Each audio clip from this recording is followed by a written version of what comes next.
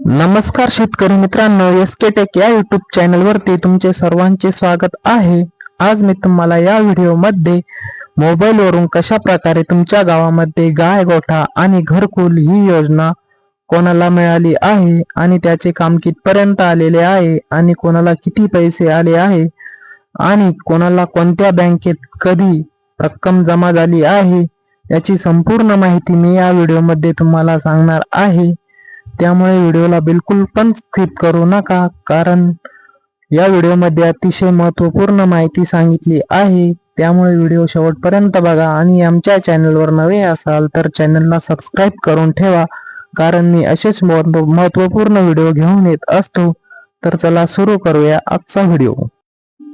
सर्वात पहिले आपल्या ब्राउझरमध्ये सर्च करायचं आहे जॉब कार्ड असं सर्च केल्यानंतर तुम्हाला असं विंडोज ओपन होईल। त्यामध्ये महात्मा गांधी नरेगा या वेबसाईटवर क्लिक करायचं आहे। नंतर तुम्हाला जिल्ह्याची लिस्ट ओपन होईल। त्यानंतर तुमचा जो कोणता जिल्हा असेल तो सिलेक्ट करायचा आहे। जिल्हा सिलेक्ट केल्यानंतर तुम्हाला एक तालुक्याची लिस्ट येईल। नंतर जो कोणता तुमचा तालुका असेल त्या तालुक्यावर क्लिक करायचं आहे। नंतर तुमच्या तालुक्यातील संपूर्ण गावाची लिस्ट येईल। नंतर तुमचं गाव निवडायचं आहे। जो कोणतं गाव असेल ते तुमचं निवडायचं आहे। गाव निवडल्यानंतर तुम्हाला असा विंडो दिसेल। नंतर 3 नंबरच्या ऑप्शनवर क्लिक करायचं आहे। नंतर तुमच्या गावातली संपूर्ण लिस्ट दिसेल। त्यात तुमचं नाव निवडायचं आहे। जे कोणतं तुमचं नाव असेल त्यावर क्लिक करायचं आहे। त्यात तुमचा संपूर्ण डेटा दिसेल। तुमचे गाय गोठा आणि घरकुलाची तुमचं संपूर्ण लिस्ट दिसेल।